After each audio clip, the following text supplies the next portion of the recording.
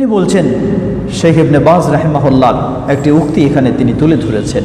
শেখ ইবনে বাজ আল ইমাম আল মুআফফাক আল ফকিহ শেখ ইবনে বাজ রাহিমাহুল্লাহ তিনি সূরা ফাতিহার ব্যাখ্যা করতে গিয়ে বলছেন, ইহদিনাস সিরাতাল মুস্তাকিম সিরাতাল্লাযীনা আন'আমতা আলাইহিম হুম আহলুল ইলমি বিমা ক্বালাহু আল্লাহ ওয়া রাসূলুহু ওয়া আহলুল ইলমি বিযালিকা ওয়া হুম আস-সাহাবা ওয়া আসহাবুন নবী সাল্লাল্লাহু আলাইহি ওয়াসাল্লাম সুম্মা মান বা'দাহুম মিন আতবা'ইহিম বিইহসানিন ওয়া আলা রা'সিহিম আল কুরুন আত-থালাথা قرن الصحابة ثم قرن التابعين ثم أتباع التابعين। শেখ ইবনে বাজ রাহিমাহুল্লাহ বলছেন, ইহদিনাস সিরাতাল মুস্তাকিম সিরাতাল্লাযীনা আন'আমতা আলাইহিম। আমরা প্রতিদিন সালাতে দোয়া করি, হে আল্লাহ সিরাত মুস্তাকিমের হেদায়েত দান করো। এবং সিরাত মুস্তাকিম হলো সেটাই, আপনার নিয়ামত প্রাপ্ত ব্যক্তিগণ যেই পথে পরিচালিত ছিলেন সেটাই। তিনি বলছেন যে এর দ্বারা উদ্দেশ্য হলো সাহাবীগণ এবং তাবেঈনগণ ও তাবেঈনগণ, কারণ তারাই হলেন মর্যাদাপূর্ণ সময়ের মধ্যে ছিলেন। লেখক হাফিজাহুল্লাহ এ কথা নিয়ে আসার পরে তিনি বলছেন, ফাকাইফা ইয়া আব্দুল্লাহ তাদউল্লাহ আন ইয়াহদিয়াকা সিরাতাল মুস্তাকিম সুম্মা তুনাদি ইলা তারিকিন জাদীদিন ফি ফাহমিস সিরাতিল মুস্তাকিম। লেখক বলতেছেন যে, হে আল্লাহর বান্দা, কিভাবে হতে পারে তুমি তোমার সালাতে দোয়া করছো আল্লাহর কাছে যে সেই সাহাবীদের পথ অনুযায়ী সিরাতুল মুস্তাকিমে তুমি চাও হেদায়েত, আর অথচ তুমি আহ্বান জানাচ্ছ নতুন চিন্তায় ইসলাম, সাহাবীদের চিন্তায় নয়। তাহলে তো এটি কখনো হতে পারে না। তুমি চাচ্ছ এক হেদায়েত আর কাজ করছো আরেক পথের, এটি যেন চরম ভ্রান্তি ছাড়া কিছুই নয়। তিনি বলছেন, গায়রু তারিকিল্লাযীনা আন'আমা আল্লাহু আলাইহিম কুল্লি বিল্লাহি কাইফা তারজু হিদায়াতাল্লাহ ওয়া কাইফা তারজু আল ইস্তিকামা ফাআলাইনা আইয়ুহাল ইখওয়া ফিল্লাহ।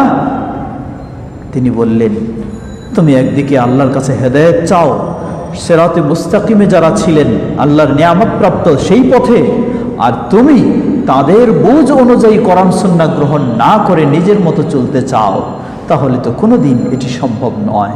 তাই আমাদের উচিত সেই পথেই ফিরে আসা, যেই হেদায়েত আমরা আল্লাহর কাছে চাচ্ছি সেই হেদায়েত অনুযায়ী, সেই চাওয়া অনুযায়ী, দোয়া অনুযায়ী আমাদের কর্তব্য হলো কোরআন এবং সুন্নাহকে, দ্বীনকে, ইসলামকে, ঈমানকে, আকীদাকে নবী সাল্লাল্লাহু আলাইহি ওয়াসাল্লামের সাহাবী তাবেঈ যেভাবে বুঝেছেন আমাদেরকে সেভাবেই বুঝতে হবে।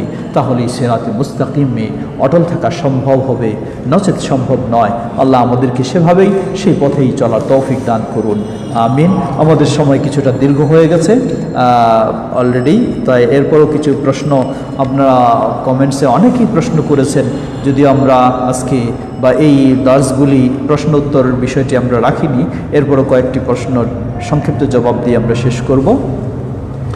একজন প্রশ্ন করেছেন আমাদের ভাই সৈয়দ নুরুল করিম, আমার এক ভাই কথায় কথায় বলে আল্লাহ আমাকে দিয়ে বলাইছে, কোনো ভালো কথা বলে আল্লাহ তোমাকে দিয়ে বলাইছে, এভাবে কি বলা যাবে? জবাব, এভাবে বলা কখনো উচিত নয়। এভাবে কখনো বলা উচিত নয় যে আল্লাহ অমুককে দিয়ে বলায় তমুককে দিয়ে বলায়।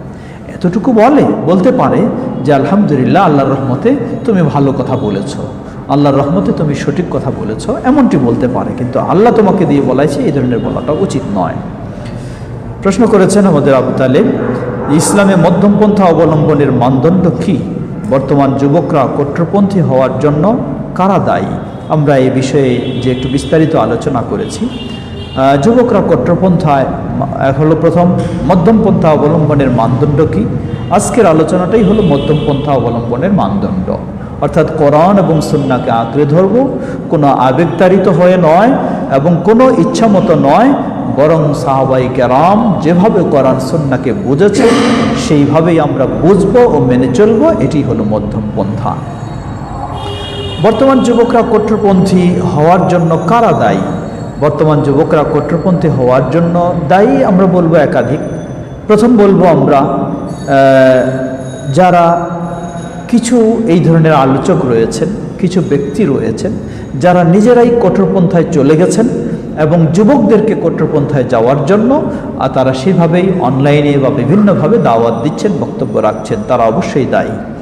অপরপক্ষে যারা সঠিক পন্থায়, মধ্যম পন্থায় রয়েছি, সে আলেমদেরও কর্তব্য আরও বেশি বেশি তাদের বিষয়গুলি শেয়ার করা, বেশি বেশি আলোচনা করা, প্রয়োজনে সেই কট্টরপন্থা অবলম্বন করেছে যারা, তাদের সাথে প্রয়োজনে সংলাপ হওয়া, যাতে এর মাধ্যমে, যেমন সাহাবী আব্দুল্লাহ ইবনে ওমর রাদিয়াল্লাহু আনহু, আব্দুল্লাহ ইবনে আব্বাস রাদিয়াল্লাহু আনহু, যারা কট্টরপন্থা অবলম্বন করে আলী রাদিয়াল্লাহু আনহু মুসলমানদেরকে কাফের বলে ফতোয়া পর্যন্ত দিল, তাদের সাথে যখন বসলেন, সংলাপ করলেন, এই সংলাপের মাধ্যমে দেখা গেছে তাদের 12,000-এর মধ্যে 8,000-এই তারা ফিরে এসেছিলেন।